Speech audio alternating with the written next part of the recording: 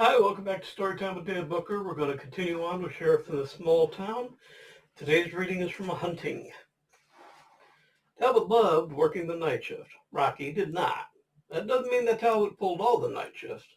It was spread equally, but their attitudes regarding it dictated how that shift was pulled. There were several ways of doing it. Sleep the shift away, spend half your time doing rounds outside, spend the night reading or studying.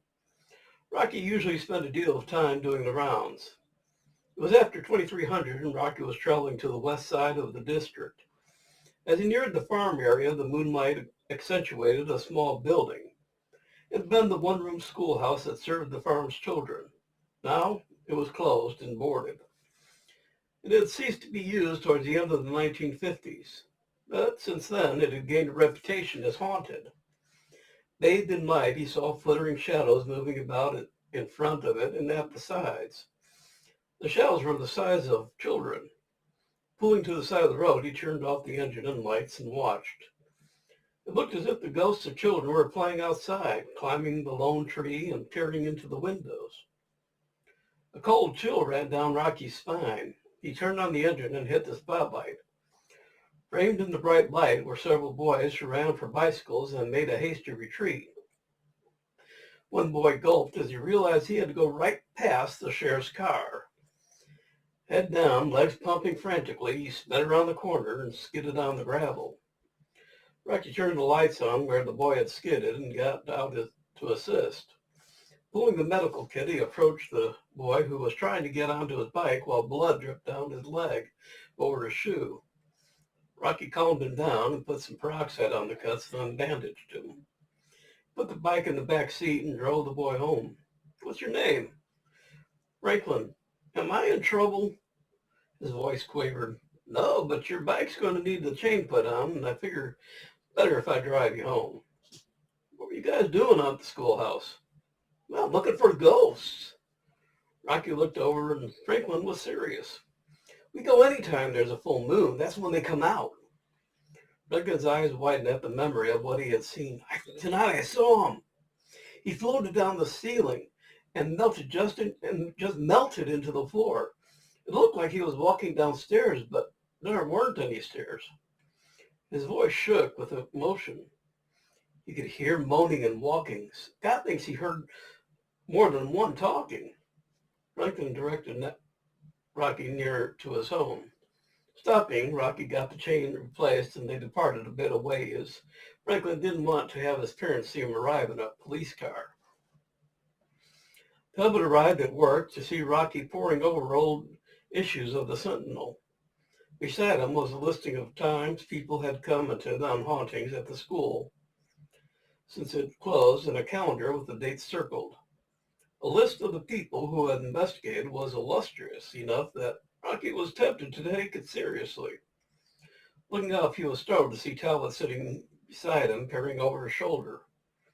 Agnes was the next to burst into the scene. She had been worried that Rocky was taking so long to come home. Certain that something momentous was happening, she was not going to be left out, and she was going to find out what it was. Michaela was with her since they had planned to have breakfast together. Sorry, excuse me, my throat's dry.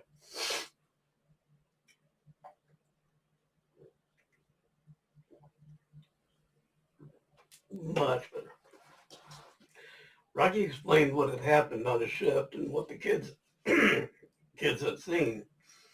He described how it had affected Franklin as well as the list of people who corroborated the story. "Since tonight is going to be another good night for sightings, I'd like us all to do a visit." He looked up to see a variety of looks on the faces of his audience. Talbot was eager, Agnes slightly incredulous, Michaela apprehensive. Agnes got Rocky's coat off the rack and helped him put it on. "Come on, let's get you home. If you're going to insist we do this, you better get some sleep." Rocky suddenly realized how tired he was and followed after Agnes. Michaela followed, and looking back at her husband, they shrugged regarding the coming expedition. Alone, Talbot did his checks, then went into the back to pack a bag with equipment for investigating ghosts. That evening, with Everyone packed into the truck. They set off for their ghost adventure. Agnes was intrigued that they were headed toward the old schoolhouse. You know, my grandma used to go there. She walked from the farm in bare feet in the summer. Her mom would trade eggs for the books she needed. Grandpa, he'd heat up potatoes for her in the winter. Well, why potatoes? Well, to keep her hands warm and to eat later along with whatever else they sent. Talbot handed out flashlights and checked the tape recorder for the fifth time to make sure it had batteries.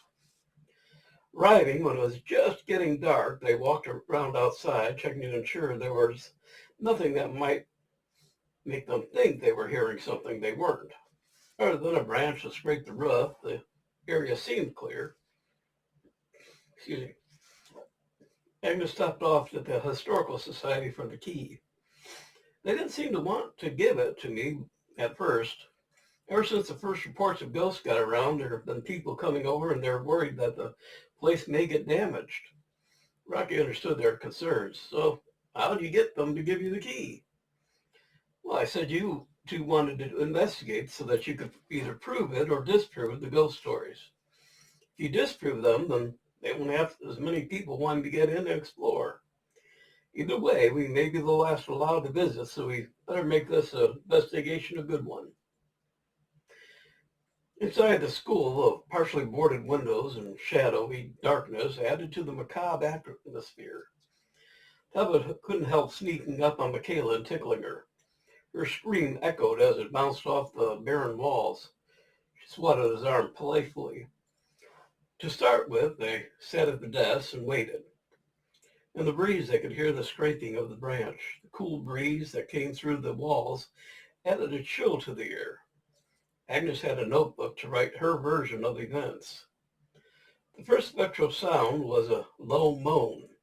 It had a deep, hollow sound that reverberated off the walls.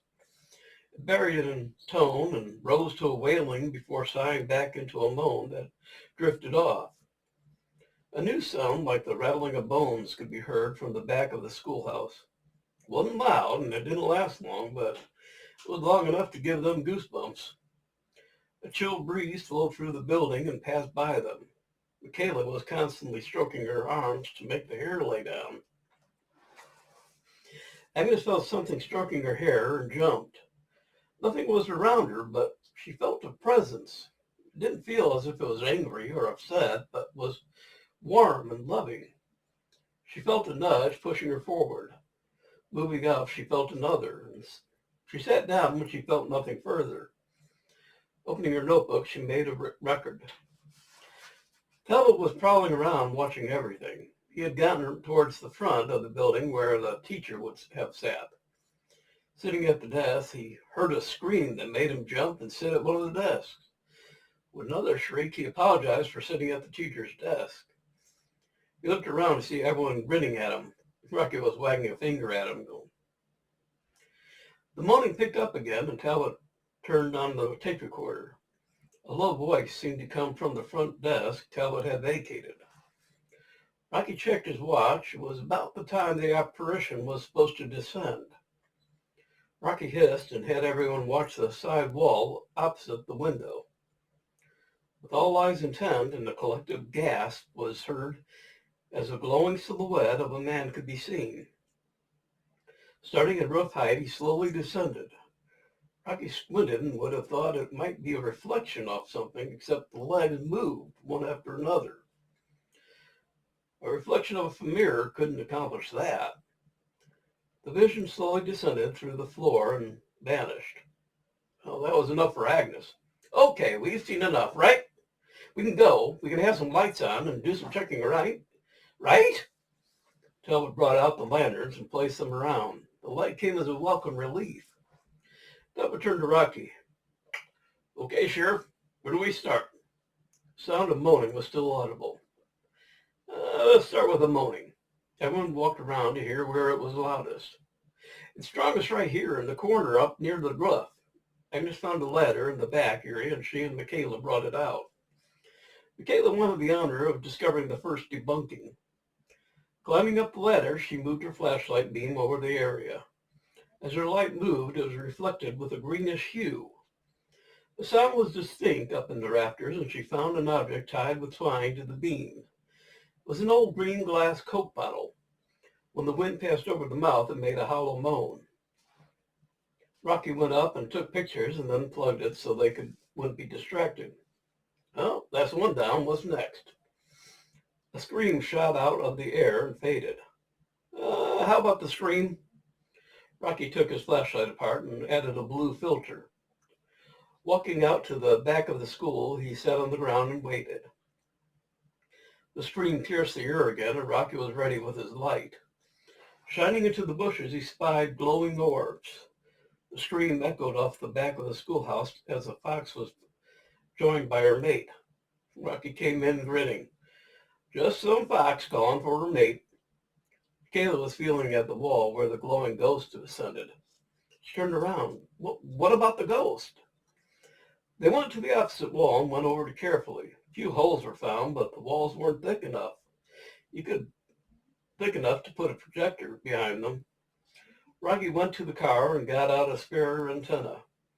Pushing the metal probe in one of the holes, he deduced there was a slight gap of maybe a couple of inches. There's a mechanical means of doing that, Ghost. I'm darned if I know what it was. Talbot was over at the window, shining her brightest flashlight over the frame. A soft laugh proclaimed he had found something. Michaela hurried over. There's a real small mirror in the frame. Rocky turned off the lights. All eyes went to the wall, but nothing was reflected. Rocky went to the wall opposite. Agnes, tell me when I'm about center front where the ghost was. He moved back and forth until Agnes called stop. He marked an X on the chalk. He placed an X in chalk on the floor and then walked as straight as possible to the other side. Well, there was a small hole. Placing his eye on it, he had Talbot angle the light as much as possible in every direction he could. Still nothing. He squatted there, trying to figure out what he was missing. Talbot made a dash for the door, calling out as he went. It's probably something to do with the moon. Rocky placed his eye on the hole again and waited. Talbot matched the placement of where the moon would have been shining earlier and turned on the light. Rocky fell backwards, blinking. On the wall opposite was a man standing partway down the wall, walking in place. Agnes was impressed. Whoever did these was smart. Can we see how they did it? Rocky got the ladder and placed it aside the board where he was looking through. Pulling gently on the board, he was surprised that it came out easily away from the wall. The board had been held in place by pegs, not nails. Dangling down, attached to a thread, was a small oval mirror. On each side was a silhouette of a man. Each side had an alternate leg extended. The mirror had been painted black, except for the part to be reflected. Agnes held it in her hand, and something puzzled her. Well, why is it hanging upside down, and why do we see it right side up? Sitting at one of the desks, Michaela held up her hand. When everyone laughed at her, she quickly lowered it. Agnes, when you were in school, didn't you ever make an oatmeal can camera? Well, yeah, I did. Remember that on that negative, the picture was upside down because the light came in through a pinhole? Well, it's just the same, but opposite. The light is shining out through a pinhole, and the image reflects upside down, or in this case, upside right. She folded her hands on the desk and looked smug. Talbot looked over at the expression on her face. Teacher's pet, he muttered. Together, Rocky and Talbot wrote out their findings and took pictures. Agnes pulled out her notebook and checked off the things they had found. All had been explained except hers. Rocky, there's something I don't think we've cleared up. I swear I felt something touch my hair, and when I stood up, it pushed me from that desk over to this one. I smelled something. I can't remember what the smell was, but it was familiar. Something I associate with love. Rocky looked at both desks. On top of the one she moved to were several initials scratched into the wood. I just did a rubbing of them until she got to the one in the upper left-hand corner. SBM were written in a familiar hand. Sarah Virginia Monroe, she said quietly as she ran her hands affectionately over the writing. That's my grandma's writing and initials. She used a separate piece of paper and rubbed it. She planned on framing it when she got home. Packing up, they congratulated themselves on a ghost hunting expedition that had been fun and informative. Rocky was placing the board back in place when he saw an envelope attached to the underside of the beam. It was addressed to whoever finds this. Opening the envelope, he took out a sheet of the wide-lined paper used long ago. He read the missive aloud. Hi, today is June 12th, 1957, but this is the last day this school will be open. We three are tasked with helping boarding it up and closing it down. I have the key and will turn it in tomorrow. Why have I kept it? We want to play one final prank. There are a few things hidden around here. We've tested them all, and whenever anyone visits at night, wow, what a fright they'll get. Ken thought up the ghost who walks, and I thought out the Coke bottle howling. Lewis made the bones wind chime. The foxes and other animals that live hereabout will add a lot to the haunting. Well, now you know the secret of the haunted schoolhouse. If you figured it out, let people know you did. Put it in the paper or something. Hopefully we are around to see the news. Hope we didn't scare you too bad. Best wishes, Ken Randolph, 13, Lewis Peterson, 12, and me, Joseph Campbell, 13 and a half. In the morning, the write-up was ready and sent into the Sentinel. A week of waiting to see if there was any mention that those who had written the note had seen the write-up went by with no word.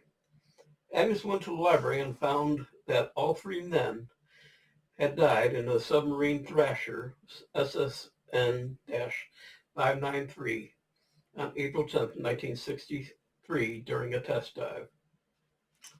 So that's it. The next story is Past and Future.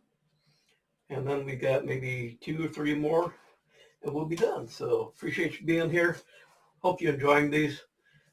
Be back in about another 3 or 4 days. So thank you and have a good day. Bye.